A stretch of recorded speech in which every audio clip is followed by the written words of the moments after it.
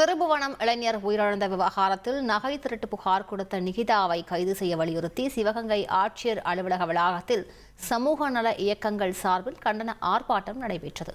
கூடுதல் விவரங்களை செய்தியாளர் சுந்தரிடம் கேட்கலாம். சுந்தர், வணக்கம். அவர்கள் என்ன வலியுறுத்துகிறார்கள்? விவரங்களை பதிவு பண்ணுங்க.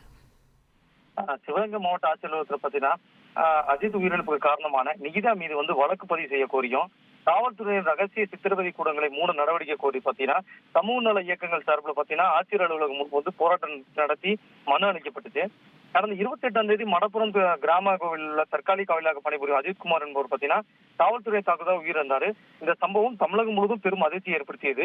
இந்த நிலையில தேவக்கோட்டை அருகே உள்ள மித்ராவில் பகுதியில் கைவிடப்பட்ட காவல் நிலைய கட்டிடம் ஒன்று உள்ளது.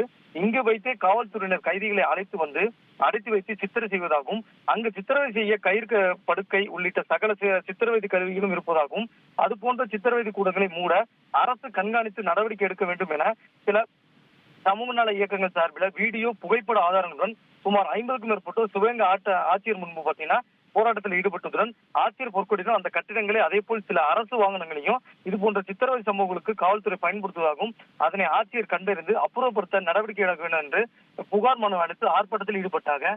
போலீசாரை தவறாக சித்தரிக்கும் திரைப்படங்களையும் தடை செய்யணும் உள்ளிட்ட பல்வேறு கோரிக்கைகளை வலியுறுத்தி புகார் மனுக்கள் அளிக்கப்பட்டு ஆர்ப்பாட்டத்தில் ஈடுபட்டாங்க.